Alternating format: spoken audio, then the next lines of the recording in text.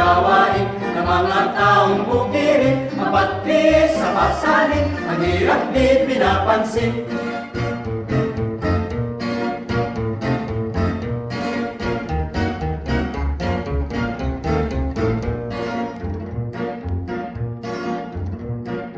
Ang pagtatanim ay hindi ang biro lamang, at walang humpay sa gawain ng katunghay.